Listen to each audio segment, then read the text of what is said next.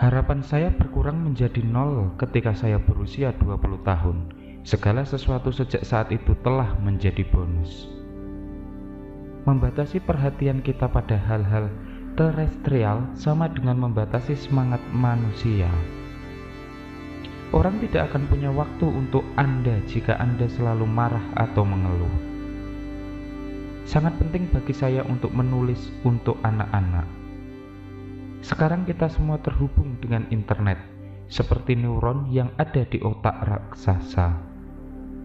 Tuhan mungkin ada, tetapi sains dapat menjelaskan alam semesta tanpa membutuhkan seorang pencipta. Tujuan saya sederhana, ini adalah pemahaman lengkap tentang alam semesta, mengapa itu ada dan mengapa itu ada sama sekali. Jika Anda memahami alam semesta, Anda mengendalikannya dalam sebuah cara. Bekerja memberi Anda makna dan tujuan, hidup kosong tanpa itu.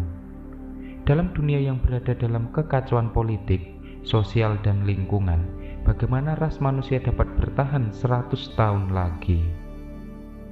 Galileo mungkin lebih dari orang lajang lainnya, bertanggung jawab atas lahirnya sains modern.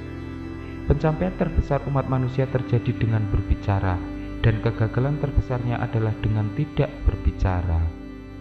Saya pikir kita memiliki peluang bagus untuk bertahan cukup lama untuk menjajah tata surya. Tidak ada yang lebih besar atau lebih tua dari alam semesta. Menjaga pikiran yang aktif sangat penting bagi keberlangsungan hidup saya, seperti menjaga rasa humor. Saya ingin tahu mengapa alam semesta ada, mengapa ada sesuatu yang lebih besar daripada tidak sama sekali. Saya tidak berpikir umat manusia akan bertahan hidup 1000 tahun mendatang kecuali kita menyebar ke luar angkasa. Tak satu pun yang bisa menolak ide dari seorang jenius yang lumpuh.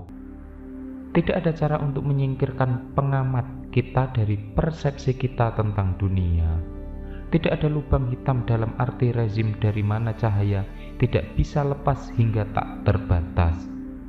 Betapapun sulitnya kehidupan, selalu ada hal yang dapat Anda lakukan dan sukseskan.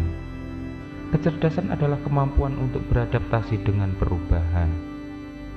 Masa lalu, seperti masa depan, tidak terbatas dan hanya ada sebagai spektrum kemungkinan. Ilmu pengetahuan dapat mengangkat orang keluar dari kemiskinan dan menyembuhkan penyakit. Itu pada gilirannya akan mengurangi kerusuhan sipil.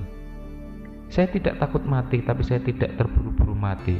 Pertama, saya memiliki begitu banyak keinginan yang ingin saya lakukan. Saya memiliki begitu banyak yang ingin saya lakukan. Saya benci membuang-buang waktu. Saya ingin terbang keluar angkasa selama bertahun-tahun, tetapi tidak pernah membayangkan itu akan benar-benar terjadi. Ada alasan untuk optimisme yang berhati-hati bahwa kita sekarang mungkin mendekati akhir dari pencarian hukum-hukum alam tertinggi. Penerbangan tanpa gravitasi adalah langkah pertama menuju perjalanan angkasa. Tidak hanya Tuhan yang bermain dadu, tapi Dia terkadang melempar mereka di tempat yang tidak bisa dilihat. Bahkan jika ternyata perjalanan waktu itu mustahil, penting bagi kita untuk memahami mengapa itu tidak mungkin.